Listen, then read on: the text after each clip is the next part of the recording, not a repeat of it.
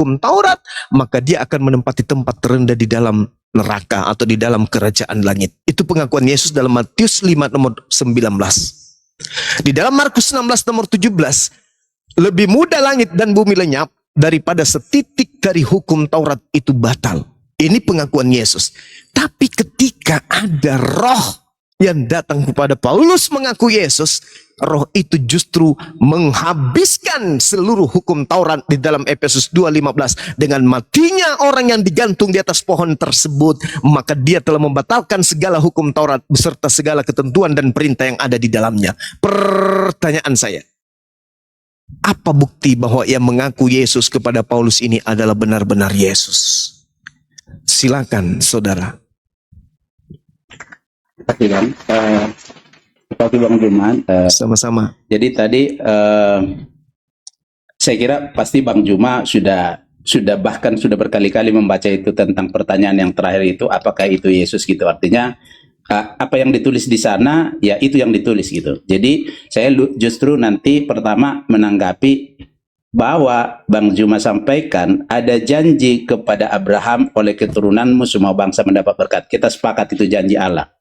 Lalu saya sangat setuju dengan Bang Juma berkata bahwa hukum Taurat itu untuk orang Yahudi. Itu benar. Maka Musa membawa itu 430 tahun. Setelah mereka kembali dari perbudakan di Mesir, dalam perjalanan itu di Gunung Sinai, dia menerima hukum Taurat itu yang terdiri dari 10 itu. Di sana dikatakan, dengarlah hai kaum Israel, Allah itu Esa.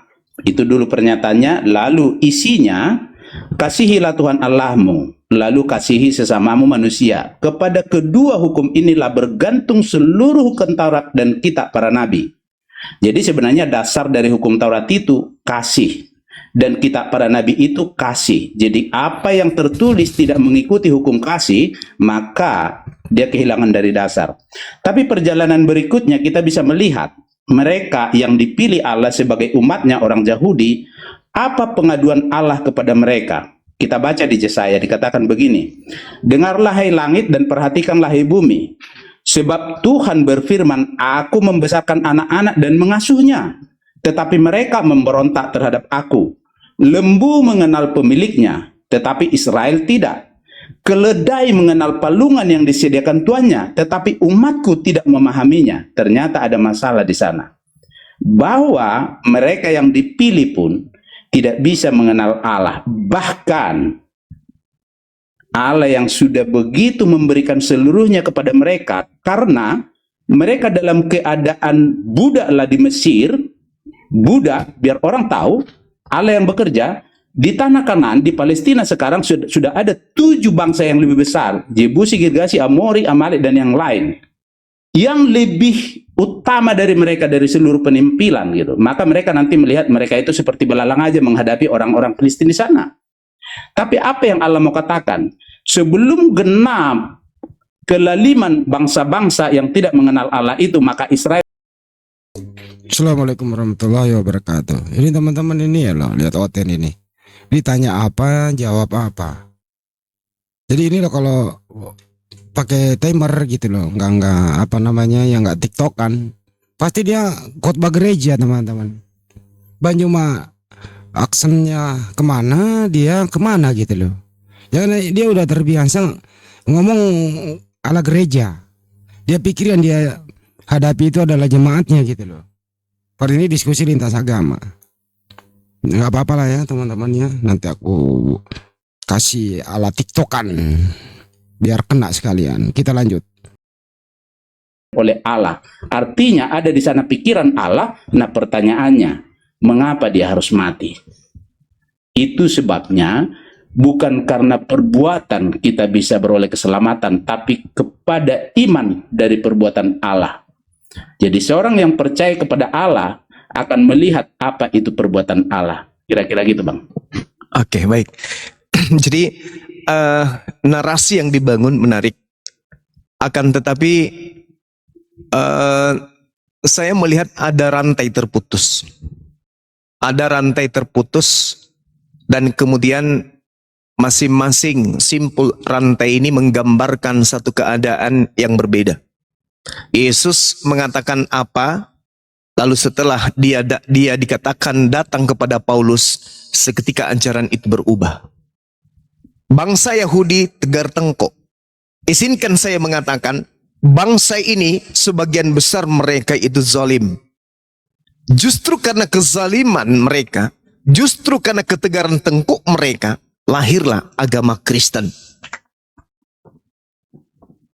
Kalau mereka ini lurus saja, seperti umatnya Nabi Muhammad SAW yang menerima kenabian beliau dan tidak berontak kepada beliau, maka tidak akan muncul agama baru di tengah-tengah ajaran Nabi tersebut.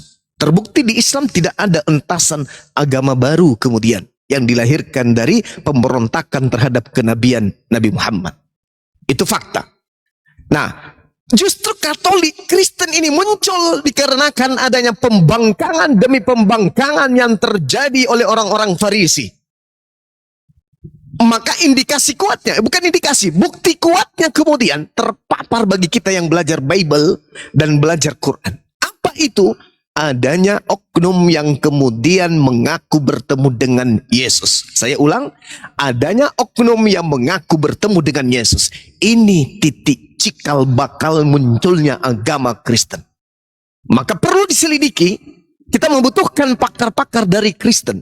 Kita membutuhkan para cendekiawan Bible yang mampu menunjukkan secara akurat bahwa yang datang kepada Paulus yang mengaku akulah Yesus orang Nazaret yang kau aniaya, itu betul-betul adalah Yesus anak Maria. Karena kenapa? Kalau itu betul-betul Yesus, maka Yesus ini ibarat manusia pembohong, pendusta yang tidak boleh dipercaya. Karena dia menjilat ludahnya sendiri.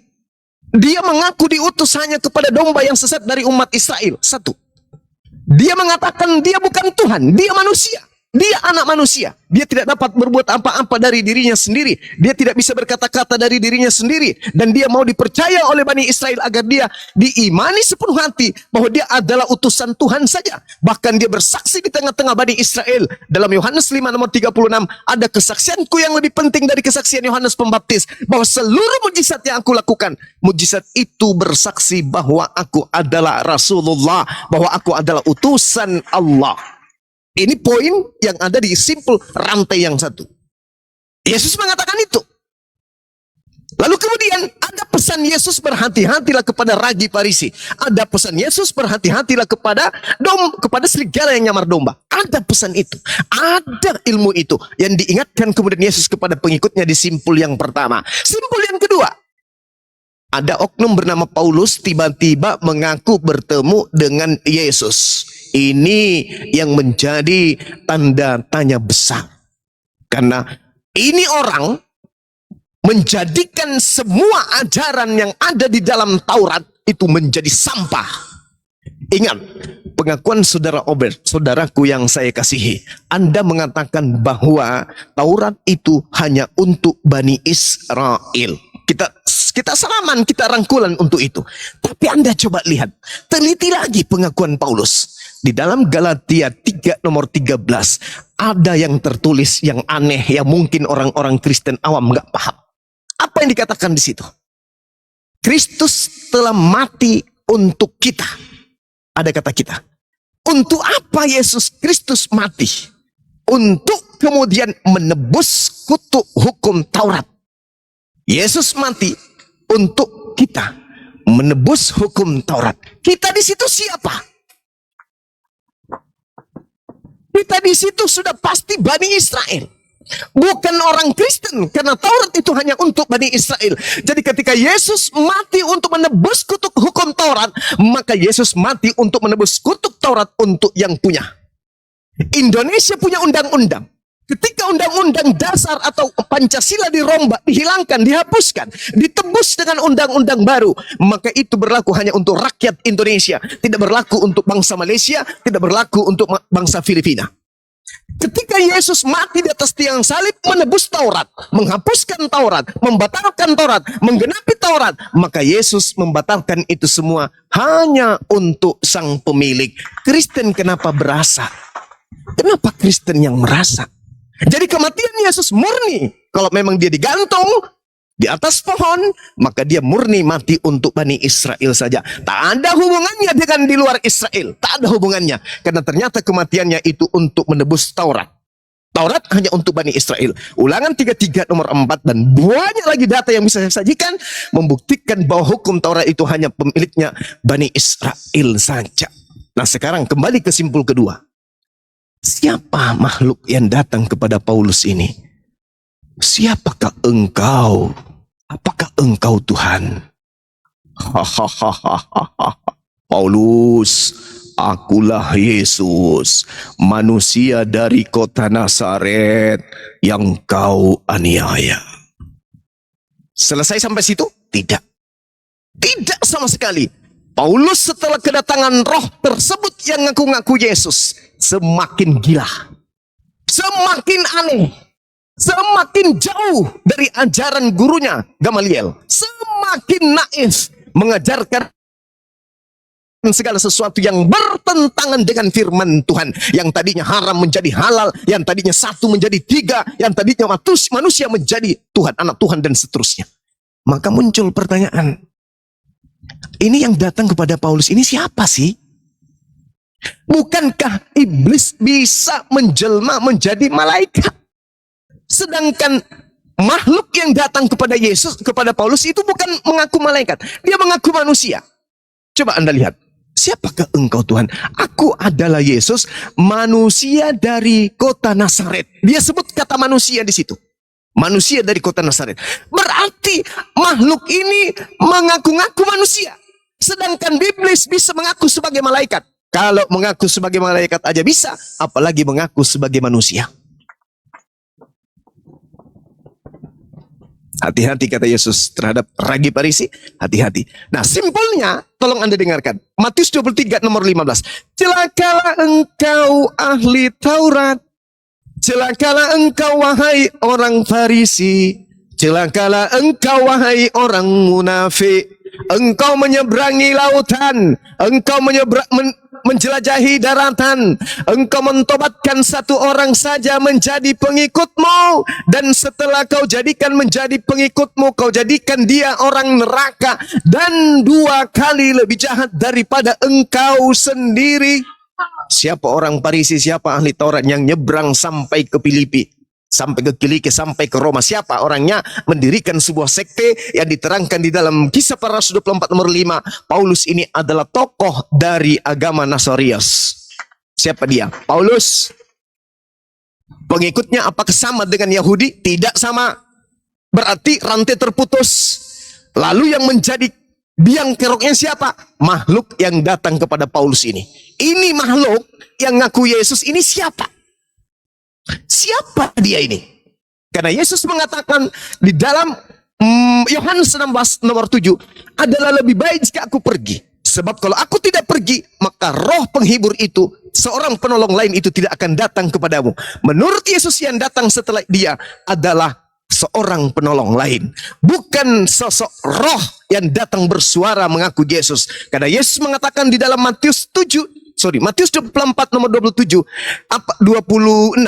camkanlah aku telah mengatakannya terlebih dahulu kepadamu. Jika ada manusia yang mengaku bertemu dengan aku di padang gurun, atau mengaku dengan bertemu aku di dalam bilik, jangan kau percaya, sebab kedatanganku nanti yang kedua kalinya ditandai dengan cahaya yang berkilat dari timur sampai ke barat. Berarti yang datang kepada Paulus bukan Yesus.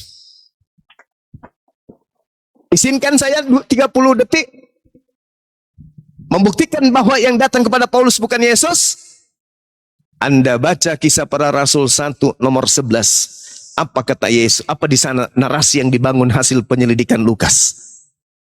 Dikatakan bahwasanya, kenapa kamu termangu?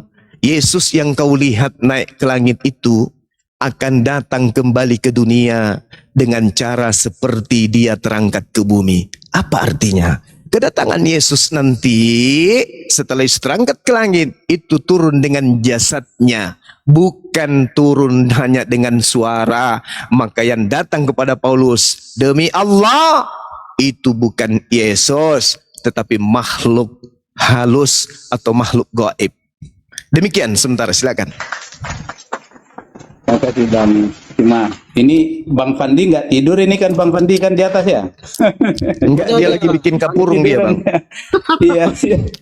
Nah, saya maksudnya tertarik sekali dengan maksudnya Abang mengutip itu. Ya, saya senangnya itu karena kutipan itu memang itu tertulis, tetapi persoalannya memang seperti tadi, terkadang yang tertulis itu bisa menggambarkan hal lain gitu. Contoh gini. Ketika Abang berkata ada terputus, kalau saya melihat bukan terputus kalau seperti Paulus, bahkan berbalik gitu. Kalau terputus bisa aja jalannya masih sama tetapi sudah putus gitu. Tapi ini berbalik gitu ketika sudah mendengar suara itu. Apa yang dialami dia, apa yang dikerjakan dia, itu sebenarnya lebih menunjukkan apa yang terjadi terhadap dirinya. Jadi maka dikatakan nanti iman itu bekerja, iman itu bukan sesuatu yang diam. Nah, iman itu ditunjukkan dari apa yang dikerjakan. Inilah yang dialami oleh Paulus. Apakah mereka pelayan Kristus? Aku berkata seperti orang gila, aku lebih lagi. Aku lebih banyak berjerih lelah, lebih sering di penjara, didera di luar batas, kerap kali dalam bahaya maut. 5 kali aku disesah orang-orang Yahudi, setiap kali 40 kurang 1 pukulan. 3 kali aku didera, 1 kali aku dilempari dengan batu, 3 kali mengalami karam kapal, sehari semalam terkatung-katung di tengah laut. Dia tidak perlu menuliskan bahwa dia pernah digigit ular berbisa. Artinya, penderitaan ini semua dialaminya demi berita yang didengarnya. Nah, itu lebih menunjukkan iman. Tadi dia, sebagai orang terpelajar, sebagai orang yang dianggap sebagai pemimpin di antara mereka orang Farisi. Karena ketika Stefanus dibunuh, semua mereka yang lempari batu itu menaruh jubah mereka di kaki Paulus. Dan mulai dari situ dia meminta surat kepada pemimpin agama untuk mengejar orang-orang ini. Yang Abang bilang sebagai sekte tadi. Kepada orang Farisi dikatakan, kamu mentobatkan satu orang menjadi pengikutmu, artinya pengikut Yahudi. Bukan seperti Paulus. Justru Paulus tidak, justru dia ditolak oleh agama Yahudi. Nah, artinya perkataan itu tidak tepat. Walaupun Abang ambil dengan tepat kata-katanya, tetapi penempatan yang tidak tepat. Lalu Abang katakan, setuju juga tadi bahwa hukum Taurat itu kepada orang Yahudi. Lalu ketika Yesus katakan dia mati untuk menebus dari kutuk hukum Taurat, berarti dia untuk orang itu benar. Karena memang yang memiliki hukum Taurat orang Yahudi, itu hanya menunjukkan bahwa semua manusia sudah berdosa. Itu sudah dikunci. Bahwa semua di luar Yahudi orang berdosa, itu sudah dikatakan. Dan mereka yang dianggap umat Allah ternyata orang berdosa juga. Nah, masalahnya bagaimana sekarang? Kalau orang Yahudi orang berdosa, di luar Yahudi orang berdosa, apa yang harus terjadi?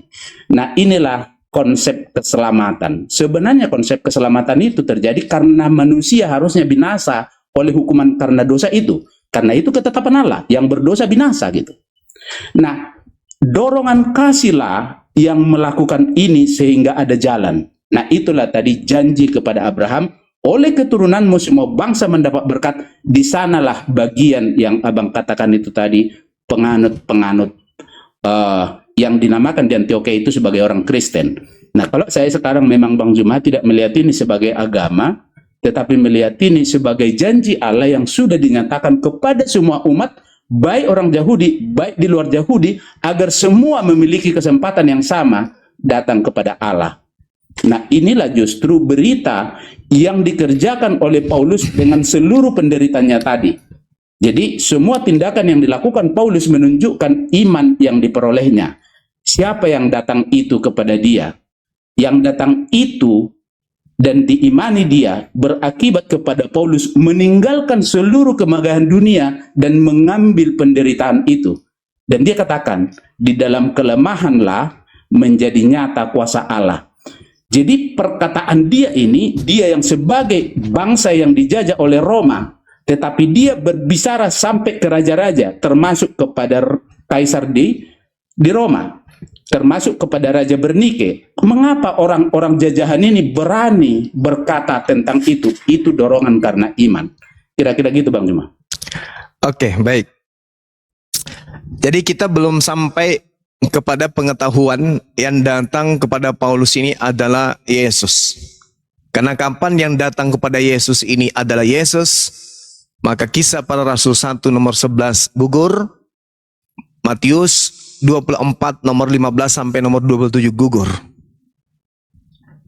Nah, kita masuk ke dalam pembahasan terkait dengan angkatan jahat yang dikatakan oleh Paulus Yesus di dalam Matius 12. Jadi apa yang saya bahas ini, saudara-saudara Kristenku yang saya kasihi, itu adalah cakupan dari Al-Quran saya yang mengatakan dengan sangat jelas kepada kami umat Islam, iyad'una min dunihi illa inatha wa iyad'una illa syaitanan marida. Yang mereka sembah selain Allah itu tidak lain hanyalah inasan berhala, dan mereka tidak lain hanyalah menyembah setan yang durhaka. Itu ada di dalam Al-Quranul Karim. Innama ta'buduna min dunillah awthana wa takhluquna ifkal. Sesungguhnya yang kamu sembah selain Allah hanyalah berhala-berhala. Nah, izinkan saya untuk membuktikan Al-Quran saya dengan menyatakan ini terlebih dahulu. Artinya ketika saya menjelaskan tentang Bible, itu saya sedang menguraikan isi Al-Quran. Karena Al-Quran saya membahas tentang keadaan Bible, keadaan Yesus, dan keadaan saudara-saudara Kristen. Kita lihat di dalam Matius 12, nomor 38 sampai nomor 40. Pada waktu itu berkatalah beberapa ahli Taurat dan orang Farisi kepada Yesus, Guru, kami ingin melihat suatu tanda daripadamu. Tetapi jawabnya kepada mereka, angkatan yang jahat dan tidak setia ini. Angkatan tidak setia maksudnya orang yang tidak setia kepada Yesus, orang yang tidak setia kepada Taurat, orang yang tidak setia kepada firman Tuhan yang datang kepada para nabi. Menuntut suatu tanda, tetapi mereka kemudian tidak akan diberikan tanda selain tanda Yunus. Sebab seperti Yunus tinggal dalam perut ikan 3 hari 3 malam, demikian juga anak manusia akan tinggal di dalam rahim bumi 3 hari 3 malam. Berarti tanda untuk angkatan jahat adalah bangkitnya anak manusia dari kubur. Saya ulang, angkatan jahat dan angkatan tidak setia ini minta satu tanda, dan tidak akan diberikan satu tanda sedikit pun kecuali satu, yaitu anak manusia 3 hari 3 malam di perut bumi. Setelah itu keluar dari perut bumi, berarti bangkit. Siapa kemudian yang mengimani ini? Nah, kita lihat. Data selanjutnya satu perikop di Matius 12 itu mengatakan, apabila roh jahat keluar dari manusia. Nah, ini angkatan jahat ini. Apabila roh jahat keluar dari manusia, lalu ia mengembara ke tempat-tempat yang tandus mencari pemberhentian, tetapi ia tidak mendapatkan. Artinya roh jahat ini keluar dari manusia, artinya manusia tadi ini melakukan pembinasaan yang keji. Ini terjadi kepada Paulus. Membunuh murid-murid Yesus, menyesah murid-murid Yesus. Lalu bertobat. Artinya roh jahat keluar. Bertobatlah dia. Nah, setelah bertobat apa yang terjadi? Iblisnya keluar, lalu berkata iblis ini, kata Yesus, aku akan kembali ke orang tersebut yang telah kutinggalkan. Maka pergilah roh jahat ini mendapati orang tersebut yang sudah bertaubat. Orang ini benar-benar bertaubat, bersih, tersapu, dan rapi teratur. Ketika menemukan orang ini, ya, karena iblisnya tadi ke padang yang tandus, ingat, jalan ke Damsik itu adalah padang yang tandus. Ingat itu. Jadi kemudian iblisnya ke jalan tandus tidak menemukan pemberhentian. Iblisnya kembali kepada oknum yang tadi. Maka ia pergi mendapati rumah kosong. Maksudnya orang yang bertobat tadi. Lalu ia datang dan keluar mengajak 7 roh jahat lainnya yang jauh lebih jahat daripadanya. Dan mereka masuk dan berdiam di situ. Berdiam di orang yang tadinya sudah bertaubat. Apa kata Yesus?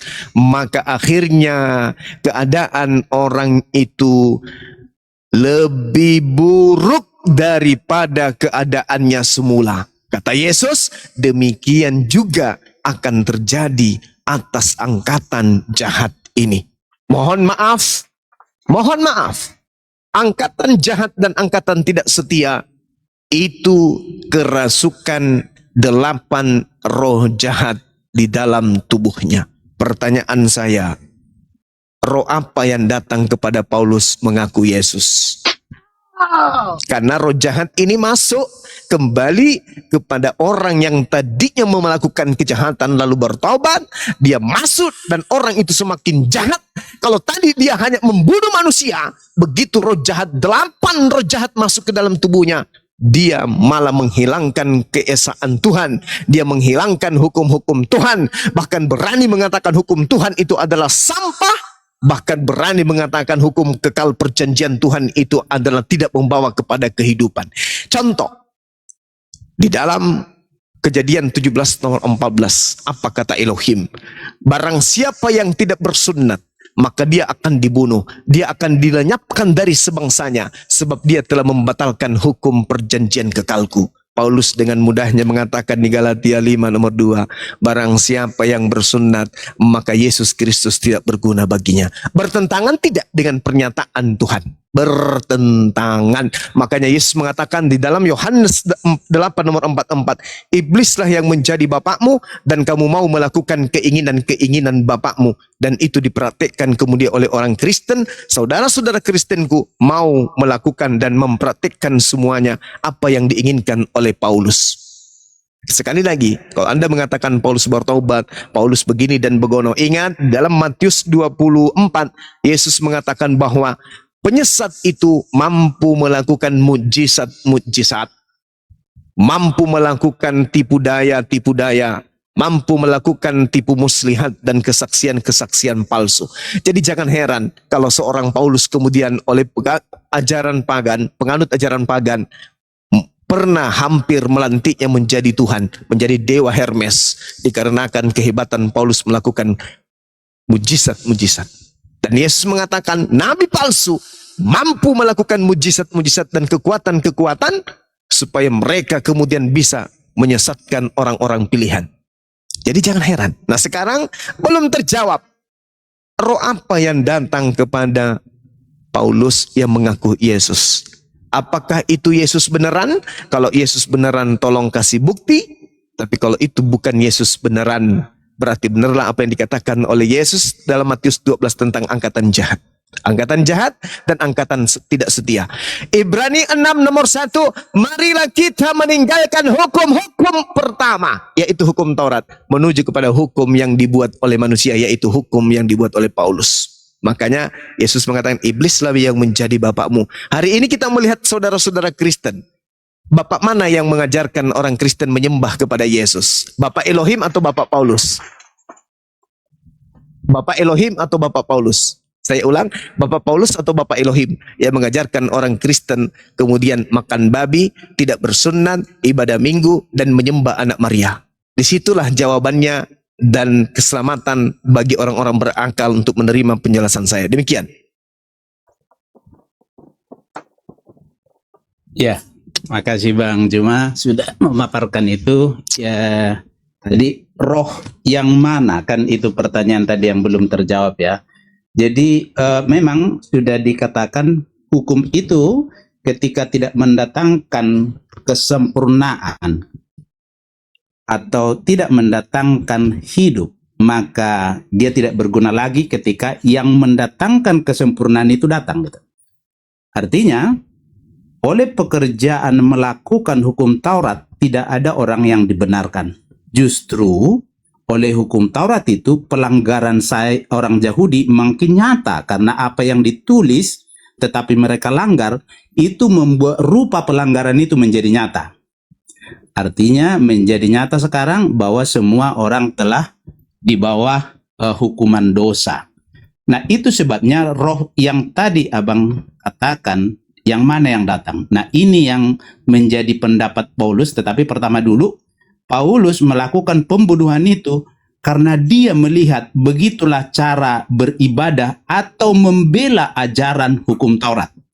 Jadi jangan dikira bahwa Paulus itu seperti orang jahat biasa, bukan. Tetapi karena kecintaan kepada hukum Taurat, dia melakukan itu. Hanya dia menyadari sekarang tanpa pengertian. Penting di sana pengertian. Bukan hanya maksudnya mengetahui info, tetapi pengertian terhadap info yang didapat. Nah, roh yang mana yang datang itu? Ini pendapat Paulus. Menurut pendapatku, Allah memberikan kepada kami para rasul tempat yang paling rendah, sama seperti orang-orang telah dijatuhi hukuman mati, sebab kami telah menjadi tontonan bagi dunia, bagi malaikat-malaikat dan bagi manusia. Kami bodoh oleh karena Kristus, tetapi kamu arif dalam Kristus. Kami lemah, tetapi kamu kuat. Kamu mulia, tetapi kami hina. Sampai pada saat ini kami lapar, haus, telanjang, dipukul, dan hidup mengembara. Kami melakukan pekerjaan tangan yang berat. Kalau kami dimaki, kami memberkati. Kalau kami dianiaya, kami sabar. Kalau kami difitnah, kami tetap menjawab dengan ramah. Kami telah menjadi sama dengan sampah dunia, sama dengan kotoran dari segala sesuatu sampai pada saat ini. Jadi roh yang datang itu mengakibatkan Paulus rela menerima itu. Apa yang menjadi kerelaan di sana? Karena dia sudah katakan, di dalam kelemahanlah kuasa Allah itu nyata bagi dia. Ini kan belum didapat sampai akhirnya nanti Paulus mati. Terus apa gunanya iman itu? Ternyata mengapa iman itu tetap ada? Karena dia ada pengharapan. Pengharapan yang begitu kuat itulah yang mendorong dia melakukan seluruh pekerjaan kasih itu. Jadi terlihatlah bagaimana dia mau menyerahkan tubuhnya yang harus binasa ini untuk melayani orang-orang. Itu sebabnya Paulus berkata, bagiku lebih baik mati. Mengapa begitu? Karena pengharapan itu. Ketika dia mati, selesai sudah semua penderitaan karena ada harapan. Tetapi lebih berguna aku hidup. Mengapa begitu? Karena dia mengasihi orang-orang. Dia mau sampai karena kasihnya, aku mau terpisah dari kasih Kristus demi saudara-saudaraku orang Yahudi. Karena mereka sangat giat dalam hukum Taurat, tetapi tanpa pengertian. Nah, itu menjadi jelas bagi dia karena sebelumnya dia mengalami hal yang sama. Jadi roh yang datang kepada Paulus adalah roh yang mengakibatkan dia melakukan itu semua dalam kerelaan oleh pengharapan kepada yang dijanjikan. Kira-kira begitu Bang Juma? Oke, baik. Jadi sekali lagi ya, sahabat-sahabat Muslim dan rekan-rekan yang saya kasihi dari umat Kristiani. Saya membaca di dalam Kisah Para Rasul 9. Di situ diterangkan kemudian Kisah Para Rasul 9 nomor 7. Mereka yang menemani Paulus itu mendengarkan suara. Tetapi di dalam Kisah 22 nomor 9, mereka murid yang mengikuti Paulus, murid Paulus ini tidak mendengarkan suara. Ini ada kontradiksi yang sangat sebagai kunci kebenaran akan tragedi yang terjadi kepada Paulus ketika dia ke Damsyik. Saya ulang sekali lagi. Di dalam Kisah Para Rasul 9 nomor 7, maka termangu-mangulah teman-teman seperjalanan Paulus karena mereka memang mendengar suara, tetapi tidak melihat seorang pun. Berarti orang-orang ini menurut Kisah Pewarta 9 mendengarkan suara. Tapi anehnya di Kisah Para Rasul 22:9 di situ dikatakan, dan mereka rekan seperjalanan Paulus yang menyertai aku, kata Paulus, memang melihat cahaya, tetapi suara dia yang berkata kepadaku tidak mereka dengarkan. Coba, ini menyakitkan, menyakitkan sekali. Di Kisah Para Rasul 9:7 yang menyertai Paulus mendengarkan suara, di Kisah Para Rasul 22:9 yang menyertai Paulus tidak mendengarkan suara. Ini menyakitkan bagi orang yang mengedepankan akal dan ilmu dalam memeluk agama. Penulis Kisah Para Rasul ini hanya satu orang saja, yaitu Lukas. Kalau dua penulisnya, kemungkinan pada saat itu mereka bernarasi dari sisi lain dan yang satu menggunakan kacamata lain. Tapi ini terpapar hanya Lukas seorang yang menuliskan. Baik Kisah Para Rasul 9 maupun Rasul Kisah 22 itu semuanya ditulis oleh satu oknum bernama Lukas. Tetapi bertentangan. Lukasnya mengatakan, maka termangu-mangulah teman-teman seperjalanan Paulus karena mereka mendengarkan suara itu tetapi tidak melihat seorang pun. Sedangkan Paulus yang diceritakan oleh Lukas justru mengaku beda. Dan mereka yang menyertai aku memang melihat cahaya, tetapi suara dia yang berkata kepadaku tidak mereka dengar.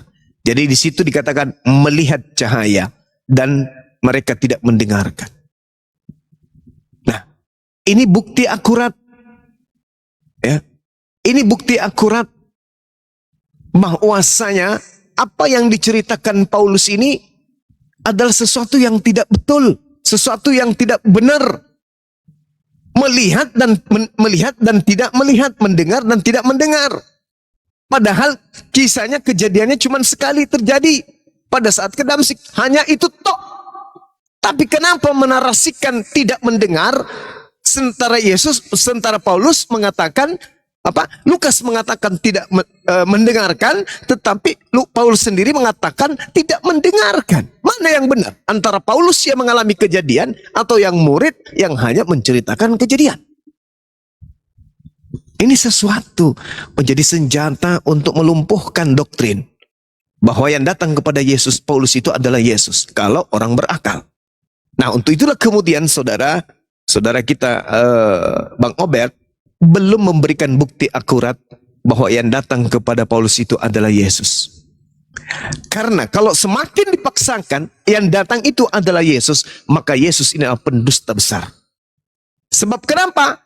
Dia mengatakan yang datang yang datang setelah aku adalah seorang penolong. Seorang penolong yang datang kepada aku itu, yang datang kepada kalian selain aku itu adalah bukan aku. Dia oknum lain. Dia penolong lain, dia penghibur lain.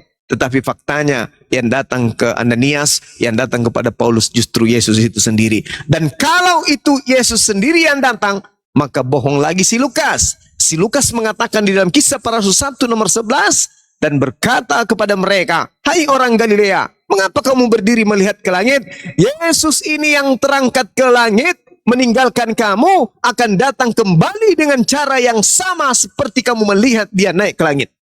Akan datang kembali dengan cara yang sama kamu melihat dia naik ke langit.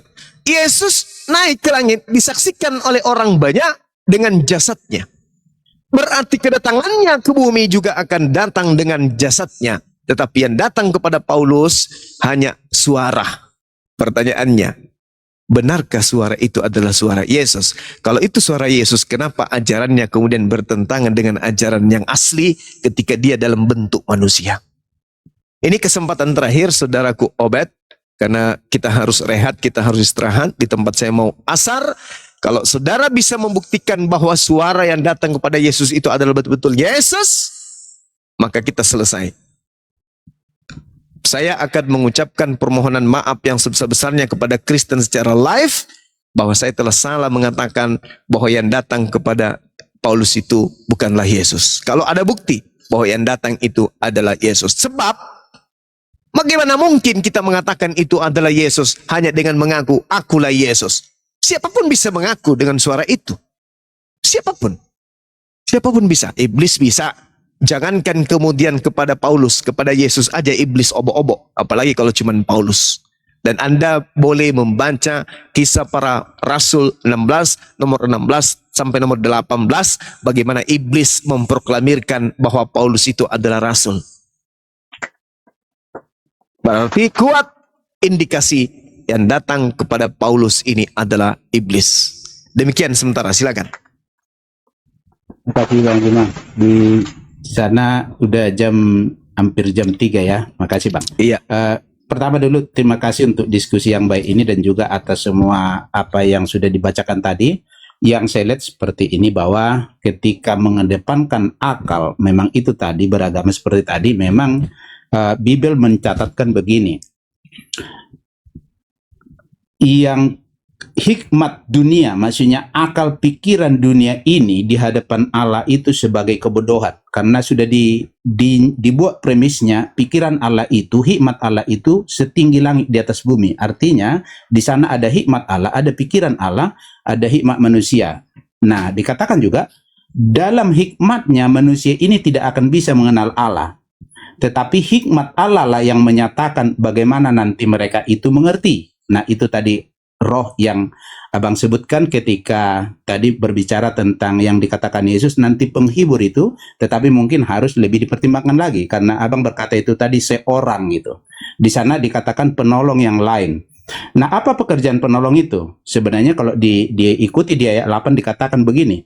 Ketika dia datang penolong itu, maka dia akan menginsafkan. Maksudnya membuat orang sadar akan dosa, akan kebenaran, akan penghakiman. Ada 3 yang dikerjakan oleh penghibur yang akan datang yang dijanjikan itu, yaitu menginsafkan dunia akan dosa, kebenaran, penghakiman. Akan dosa karena mereka tetap tidak percaya kepada berita Injil, akan kebenaran karena Kristus harus naik ke surga, akan penghakiman bahwa penguasa dunia ini di bawah penghukuman.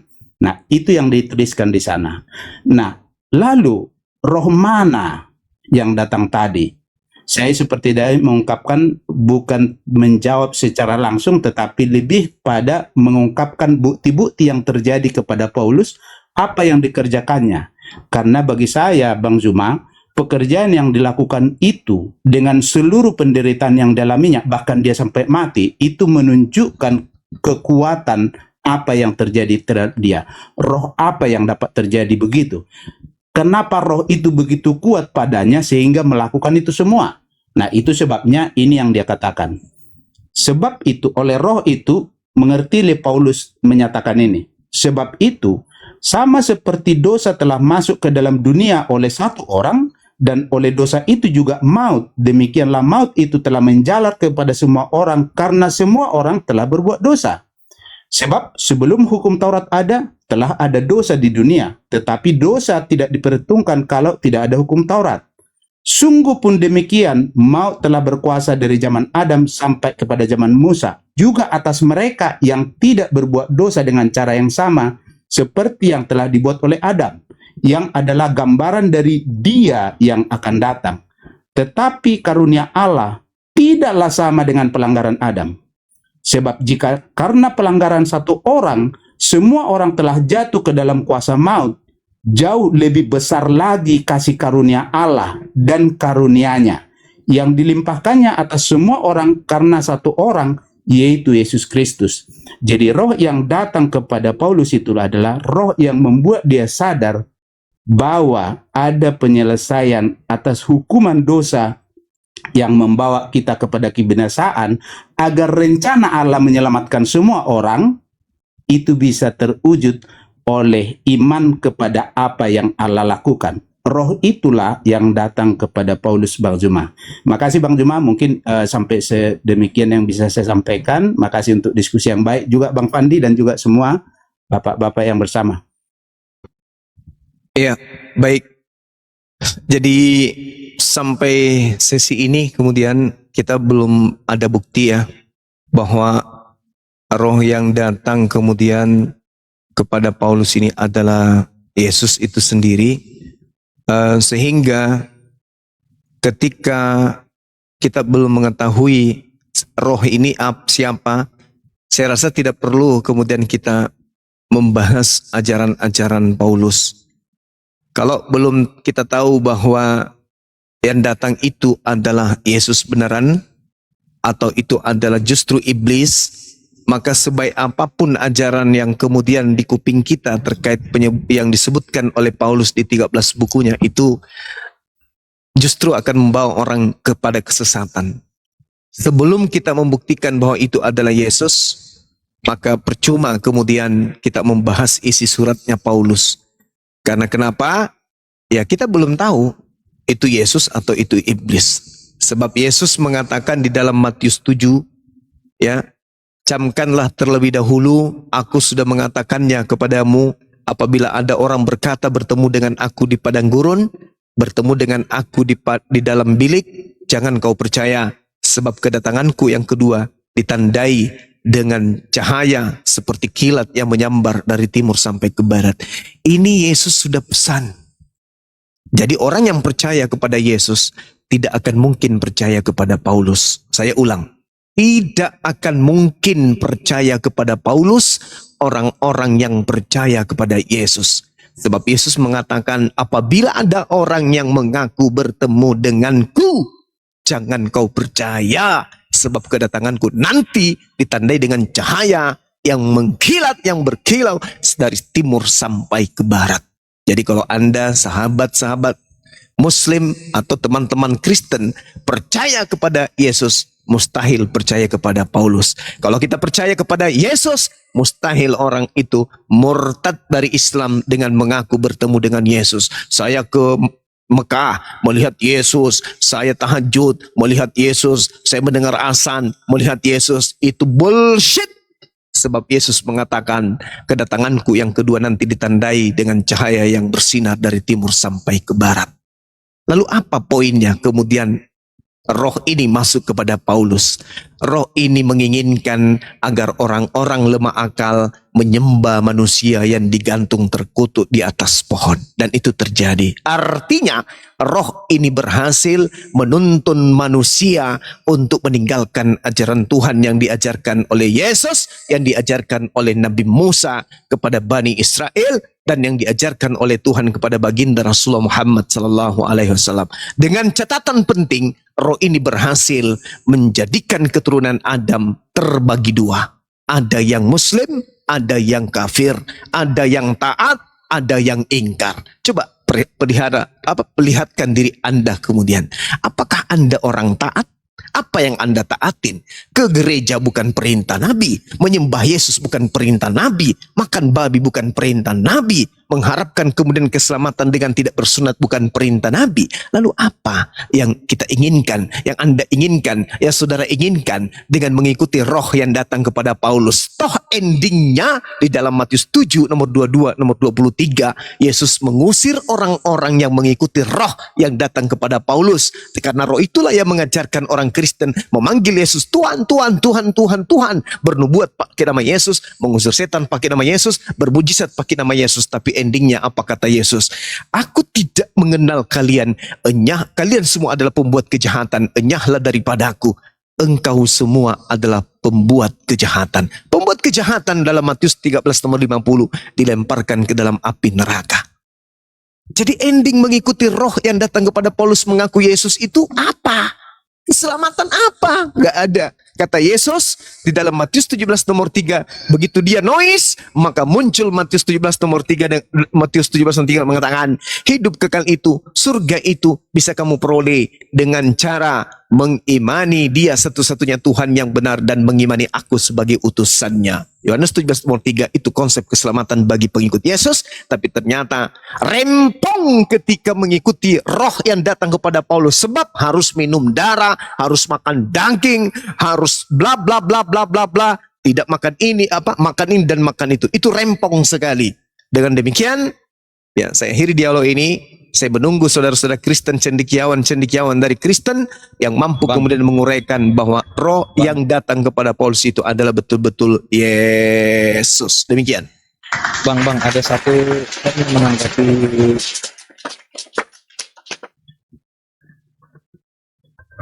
Ya, ntar dulu. Bang Egi. Ada satu ayat, Bung, boleh saya bagi, Bung, untuk menjawab persoalan Kristen, Bang ya. Kristen ya? Ya, Kristen. Ya, Bang Andi Ada atau Ustaz Sugi silakan. Bang Zuma mau sholat dulu.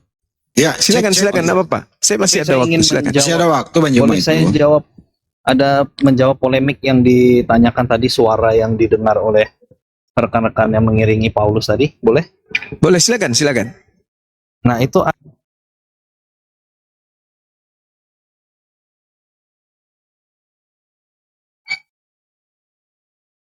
Bang, jangan tenggelam, Bang. Suaranya kehilangan suara kita. Ditelepon bom bang, paling bom yang telepon itu. Assalamualaikum warahmatullahi wabarakatuh. Waalaikumsalam. Waalaikumsalam warahmatullahi wabarakatuh. Dia lagi ngomong itu sambil buka aplikasi. halo. Astaga. Halo, halo. Halo, halo, halo. Iya, silakan. Malah nggak terima telepon. Halo juga. Noise. Bu- Noise. Buka di halo, tes, tes, tes, tes. Noise. Jauh-jauh dulu dari keributan. Buka di Yohanes 12, Bang. Yohanes 2. Yohanes berapa? 12. Ya, Yohanes 12. Di nomor Nggak kedengeran. Orang lagi buka aplikasi lagi dia. 24 paling. nomor 12, berapa, Pak? 829. 28. Yohanes 12, 28, 29. Oh, ya, Oke. itu. Oke. Nah, itu mungkin bisa jadi referensi, Bang, untuk menjawab polemik yang berkaitan dengan Paulus tadi. Jadi, memang waktu orang-orang yang mengiring Paulus itu menuju ke Damsyik, mereka mendengar suara. Nah, suara apa itu?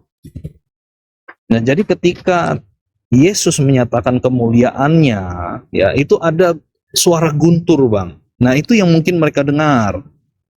Mm-mm. Dan kemudian suara yang kemudian berbicara pribadi kepada Paulus, ya, yaitu firman yang menjadi petunjuk untuk Paulus mengerjakan tugasnya, itu tidak didengar memang oleh mereka. Jadi bisa diindikasikan bahwa semua yang mengiringi Paulus itu mereka melihat cahaya, ya, dan mereka mendengarkan suara guruh atau guntur yang menggelegar. Karena kalau kita membaca dalam ayat-ayat itu kan Rasul Paulus dan mereka kan semua kan jatuh, ya. Jadi ada satu kuasa yang ditunjukkan di situ. Jadi saya pikir itu saja yang menjadi komentar saya. Mohon izin, saya lagi di bandara. Terima Oke, kasih. baik. Saya langsung Ya. log out Baik. Jadi, atau saya dengerin. ya, baik. Tadi di nomor 8 ya. 28. 28 dengan 29. Betul. Oke. Nah, kita lihat apa yang tertulis di sana di 28 ini. Ini kisah yang dituliskan kemudian oleh orang yang bersaksi kepada Yohanes bahwa Yesus sedang berdoa tentang siapa? Tentang Lazarus. Oke. Nah, di dalam Yohanes 12:28, Bapa muliakanlah namamu. Maka penulis dari buku kitab Yohanes ini mengatakan, maka terdengarlah suara dari surga. Aku telah memuliakannya dan aku akan memuliakannya lagi. Memuliakan siapa? Memuliakan Yesus. Ini Yesus belum terangkat ke langit. Tidak ada hubungannya dengan apa yang terjadi kepada Paulus. Yesusnya mengatakan yang datang setelah aku bukan aku. Yang datang setelahku adalah seorang penolong. Kalau ini nggak ada hubungannya. Justru catatan penulis Yohanes ini bertentangan dengan ucapan Yesus bahwa kamu tidak pernah mendengarkan suara Tuhan. Coba Anda baca di dalam kitab saudara tuh. Di Yohanes berapa itu Gurunda? 5:37. 5:37.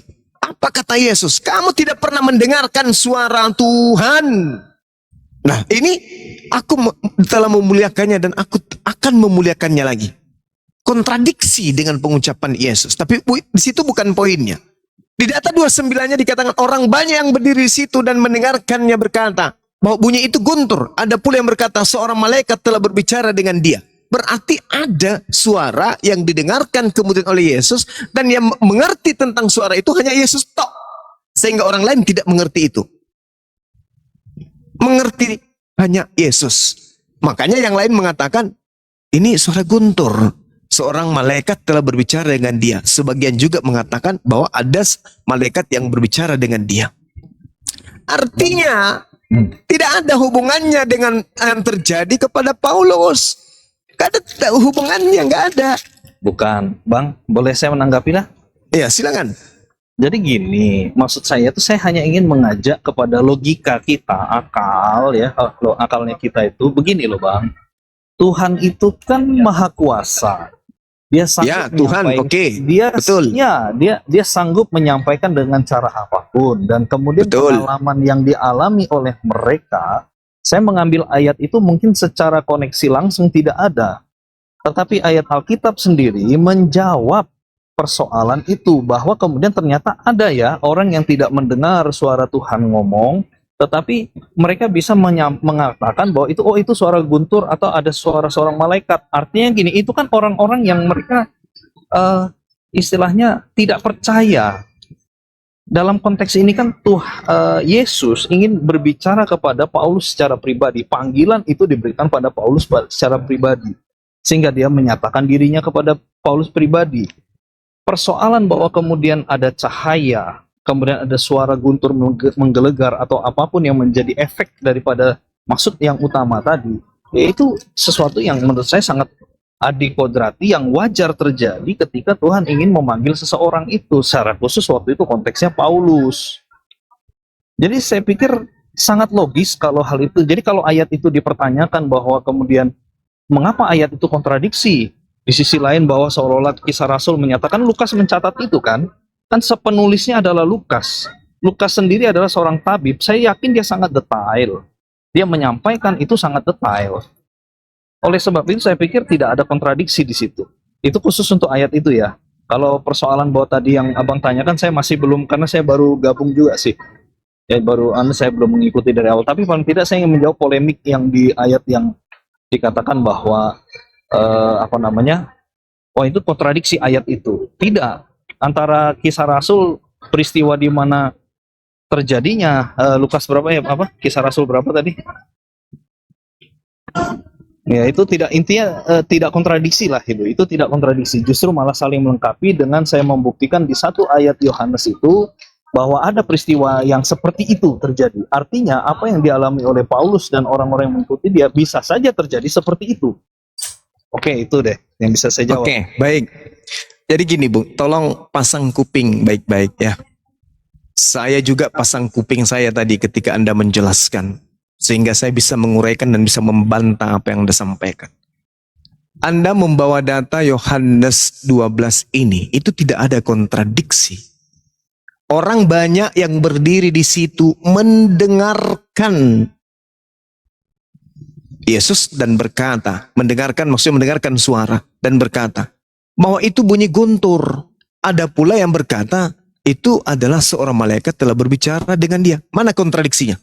Gak ada kontradiksi. Semua orang mendengarkan suara itu. Ada yang mendengarkan itu suara guntur, ada juga yang mengatakan bahwa suara malaikat telah berbicara kepada dia. Kontradiksinya di mana? Mereka sama-sama mendengar. Sama sekali tidak ada kontradiksi di situ. Yang menjadi kontradiksi itu adalah di Kisah Para Rasul 9, mereka mendengar suara itu di dalam Kisah Para Rasul 9 nomor 7. Tapi Lukas menerangkan pengakuan Paulus di Kisah Para Rasul 29, mereka tidak mendengarkan suara itu. Yang satu mengatakan mendengarkan, yang satu mengatakan tidak mendengarkan. Itu kontradiksi namanya. Yang satu mengatakan mendengar, yang satu mengatakan tidak mendengar. Mana yang benar, mendengar atau tidak mendengar? Ya, izin Bang, boleh saya Silakan. Jadi menurut saya itulah yang saya sampaikan tadi, bahwa di situ Paulus ingin menegaskan bahwa firman yang khusus untuk Paulus itu tidak didengarkan oleh mereka, tetapi mereka mendengarkan suara, bukan suara Yesus itu, tapi efek dari itu tadi, ada yang guntur kah atau apapun itu. Seperti gambaran dalam Yohanes pasal 12 tadi. Orang kan tidak mendengar suara malaikat. Mereka hanya, sepertinya ada terjadi peristiwa yang kodrati. Ya kan, yang adikodrati terjadi dalam konteks itu. Tapi mereka tidak bisa mendengarkan dengan jelas. Itulah yang dialami oleh pengikut-pengikutnya Paulus yang mengiringi dia itu. Sedangkan untuk Paulus, dia mendengar jelas karena memang suara itu, firman itu memang ditujukan untuk Paulus gitu Bang. Saudaraku, saudara membawa Yohanes itu sangat jelas tertulis bahwa suara yang didengarkan itu bunyinya, akulah Yesus orang Nazaret yang kau aniaya. Ini suara yang didengarkan. Tapi suara pengakuan akulah Yesus orang Nazaret ini, Lukas mengatakan bahwa rekan seperjalanannya tidak mendengarkan suara akulah Yesus orang Nazaret yang kau aniaya. Sedangkan di dalam Kisah Para Rasul 2:9, Paulus mengatakan rekan seperjalanannya tidak mendengarkan suara yang mengaku akulah Yesus orang Nazaret yang kau aniaya. Kontradiksi. Itu hanya tafsiran saudara. Tapi fakta yang tertulis di Bible saudara, ada yang mendengarkan suara akulah Yesus, ada yang tidak mendengarkan suara akulah Yesus. Itu kontradiksi Bang. Jangan Anda menambah-nambahkan bahwa itu ada suara khusus untuk Paulus. Suara yang mana? Di situ pengakuannya cuma sekali tok. Ketika dia mengatakan, akulah Yesus yang kau aniaya, tetapi bangunlah dan pergilah dalam kota, di sana akan dikatakan kepadamu apa yang harus kau perbuat. Hanya itu yang dikatakan. Dan murid-murid seperjalanan Paulus, murid Paulus, kata Lukas, mendengarkan. Kata Paulus, tidak mendengarkan. Mana yang benar? Kan kontradiksi. Suara yang nyata-nyata, akulah Yesus orang Nazaret, manusia dari kota Nazaret yang kau aniaya. Suara itu didengarkan menurut Lukas, tapi menurut Paulus tidak didengarkan. Hanya aku yang mendengarkan. Yang mana yang benar? Kalau Anda mengatakan seperti narasi Anda, lalu yang didengarkan oleh pengikut Paulus ini suara yang mana? Kalau menurut saya Bang ya, saya menanggapi. Makasih ya Bang ya. Iya, sama-sama. Terima kasih. Jadi kalau saya gini, kalau saya itu justru dalam konteks pemahaman saya, artinya yang apa yang dialami Paulus, oke, mungkin bagi saya justru saya punya pemikiran begini. Justru ketika dia berkata bahwa akulah Yesus yang kau aniaya, mungkin itu bisa didengar oleh semua orang. Tetapi ada khusus panggilan yang kepada Rasul Paulus itu disampaikan, bagaimana tugas-tugasnya kemudian, ya kan? Itu yang khusus untuk Paulus dan itu tidak didengarkan oleh mereka, Bang. Jadi menurut saya sih tidak terlalu tipis lah kontradiksi. Kalaupun itu dikatakan kontradiksi, tidak. Kalau menurut saya polemik itu justru sudah bisa, kalau saya secara pribadi sangat bisa diterima dengan nalar. Bahwa ada bagian yang diizinkan oleh Tuhan disampaikan untuk banyak orang, ada yang diizinkan untuk pribadi. Itu sih menurut saya sih, Bang. Ya, itu asumsi kan, tapi pada kenyataannya tidak seperti itu. Silakan aja. Kalau oke, nggak apa-apa sih. Intinya ya itu aja yang bisa saya jawab ya. Ya, itu kan asumsi Anda. Iya. Silakan. Ya sama lah Bang. Saya Makasih, berpikir Bang juga Egy. Abang punya. Oh enggak, saya menggunakan data, saya enggak asumsi. Lukas Oke, mengatakan, boleh. Lukas mengatakan pengikutnya mendengar, tapi Paulus mengatakan pengikutku tidak mendengar. Itu kontradiksi. Demikian. Ya Bang, saya lebih setuju dengan Bang Juma. Maksudnya, tetapi setujunya maksudnya ada yang berbeda di sana. Tetapi apakah kontradiksi apa tidak, nanti coba kita lihat lagi nanti. Seperti yang saya sampaikan, pekerjaan yang kemudian itu akan membuktikan apa yang mereka dengar. Artinya, Paulus datang ke Damsyik sebenarnya mau membinasakan orang-orang yang mengikut jalan Kristus itu. Tetapi justru karena setelah kejadian itu, dia berbalik dan mengikuti kata itu. Maksudnya dia sampailah ke jalan lurus dan akhirnya nanti sampai ketemu Ananias yang di sana, yang menerangkan maksud itu. Bahkan juga kejadian dia menjadi buta sampai akhirnya nanti dia tidak buta lagi karena sudah dikatakan di sana kepada Ananias. Nah, itu pekerjaan yang berikutnya. Artinya tindakan berikutnya itu akan membuktikan apa yang didengar.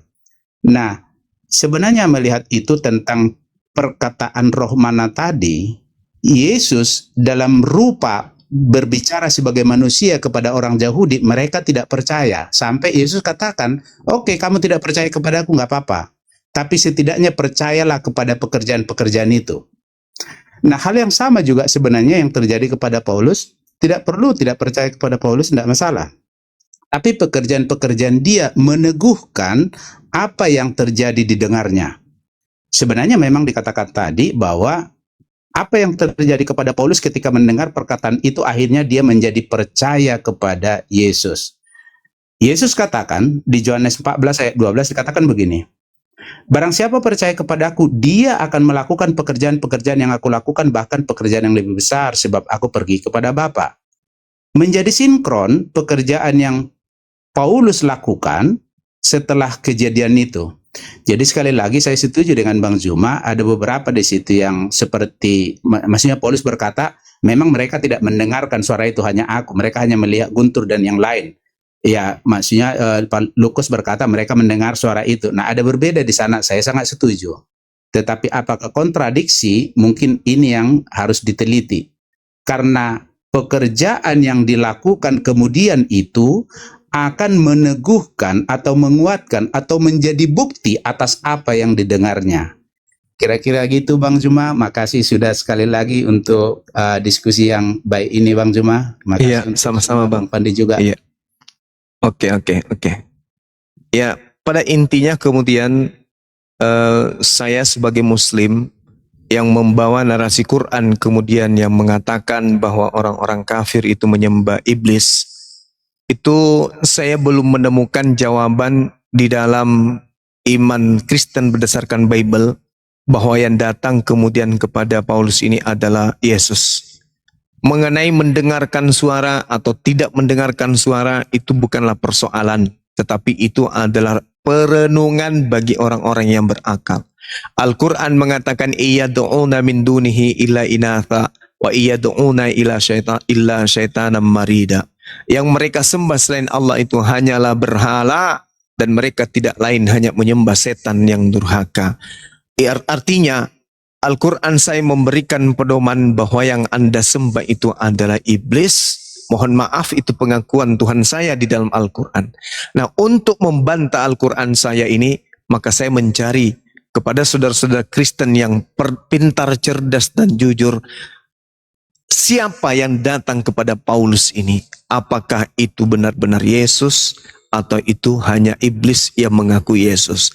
Kalau itu adalah Yesus, apa buktinya? Kalau itu adalah Yesus, kenapa bertentangan dengan Yohanes 16 nomor 7? Kalau itu adalah Yesus, kenapa bertentangan dengan Matius 24 nomor 27? Kalau itu adalah Yesus, kenapa bertentangan dengan Markus 16 17? Kalau itu adalah Yesus, kenapa bertentangan dengan Matius 5 nomor 19? Kalau itu adalah Yesus, kenapa kemudian bertentangan dengan Matius 24 nomor 26, nomor 25? Dan kalau itu adalah Yesus, kenapa endingnya ada di dalam Matius 7 nomor 22 sampai 23? Dan kalau itu adalah Yesus, berarti Yesus adalah pembohong yang besar. Nah, tapi kalau saudara ternyata mampu membuktikan bahwa yang datang kepada Paulus itu benar-benar Yesus, silakan. Saya akan berhenti menjadi apologet Islam dan disaksikan oleh banyak orang. Tapi kalau tidak, maka saya akan selalu menggaungkan Al-Quranul Karim. Iyad'una min dunihi illa inatha wa iyad'una illa syaitanan marida. Wa kanal kafiru ala rabbihi zahira. Dan adalah orang-orang kafir pembantu-pembantu setan di dalam mendurhakai Tuhan. Wa ikhwanuhum yamutunahum fil gayyi thumma la yukesirun. Orang-orang kafir adalah saudara-saudara setan dan saling bahu-membahu, saling membantu satu sama lain untuk menyesatkan manusia, dan mereka tidak akan henti-hentinya menyesatkan manusia. Dengan cara apa? Menyesatkan, mengajak orang masuk ke agamanya, lalu menyembah kepada makhluk roh yang mereka katakan sebagai sebutan teos, atau kalau di Indonesia kan adalah dewa. Saya kira begitu sahabat. Mohon maaf ketika ada kata-kata atau kalimat yang menyakitkan. Pada tujuannya saya hanya amar ma'ruf nahi mungkar. Kalau ada sesuatu yang kurang berkenan mohon dimaafkan. Kalau ada yang bisa dipetik ilmunya silakan direnungkan. Semoga bangsa kita ini menjadi bangsa yang rahmatan lil alamin, bangsa yang kemudian bisa sejahtera, masyarakatnya tanpa pandang bulu keyakinan dan agama. Demikian, subhanakallahumma bihamdi asyhadu an la ilaha illa anta astaghfiruka wa atubu ilaik. Salam tauhid, salam satu Tuhan. Jayalah Islamku, jayalah Indonesia kita. Assalamualaikum warahmatullahi wabarakatuh dan semangat sore. Waalaikumsalam warahmatullahi wabarakatuh. Sebelum turun, mohon maaf Pak Bang Fandi, karena kemarin saya dengarkan Abang sakit, semoga Abang lekas sembuh. Dan karena itu sudah ada di Komal, saya pernah dengar dalam pembicaraan, saya waktu itu ada di situ. Jadi Bang Juma, semoga penyakitnya segera sembuh Bang. Dan berharap juga mana tahu satu waktu juga bisa bertemu dalam makan palu bahasa dengan Bang Fandi ini. Betul dengan dua telurnya. betul. Saya ingin ketemu. Makasih, Bang. Saya silakan dikontak aja saya Bang. Kalau misalnya mau jumpa kita diskusi. Jangan pergi dulu Bang. Silakan. Izin Bang, jangan pergi dulu. Sebagai penonton yang setia dari tadi, kalau boleh saya menyimak bahwa antara Paulus dan Yesus ini memang sewaktu di muka bumi nggak pernah ketemu, tapi mungkin hidup sejaman. Ternyata survei membuktikan memang Paulus ini sangat-sangat kejam waktu dia ada di muka bumi. Waktu masih bernama Saulus, murid-murid dibantai, murid-murid dibunuh. Bahkan tadi yang topik yang dibawa oleh Bang Juma, misinya saja ke Damsyik itu masih ingin pergi membunuh. misinya pergi ke Damsyik itu masih ingin membunuh, menganiaya murid-murid. Di manakah engkau berada? Jadi dia berjalan ke sana gitu. Terus kemudian ya itu tadi terdengarlah suara yang aneh kan gitu.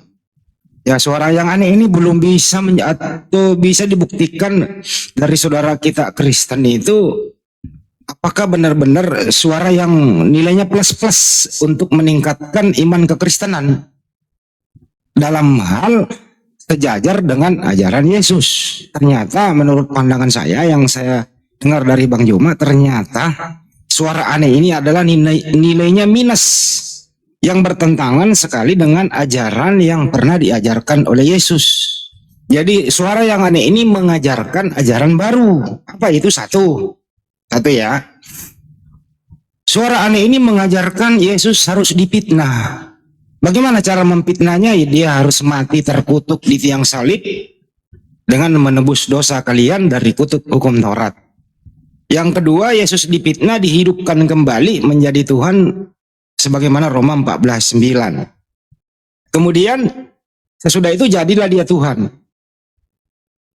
Jadilah Paulus menjadi apostolos yang menjual lagi nama Yesus. Yesuslah yang mengutus dia menjadi apostolos. Kemudian mengajarlah ke seluruh dunia setelah berubah menjadi namanya Paulus. Apa ini ajarannya? Yang membunuh akal sehat manusia. Karena apa yang telah diajarkan Yesus Amasiah waktu hidup 100% sangat bertentangan dengan ajaran Paulus. Yesus mengajarkan satu Tuhan, Paulus memberikan data-datanya kepada konsili bahwa Yesus ini sudah menjadi Tuhan, harus setara dengan Tuhan. Itu kesimpulan yang saya dengar. Semoga teman-teman tinggal memilih apakah tetap konsentrasi dimatikan akal sehatnya oleh Paulus atau kembali ke ajaran Yesus Amasiah, yaitu hanya Islam yang memelihara itu, yaitu ajaran tauhid, mengajarkan satu Tuhan. Terima kasih, sampai jumpa. Assalamualaikum warahmatullahi wabarakatuh.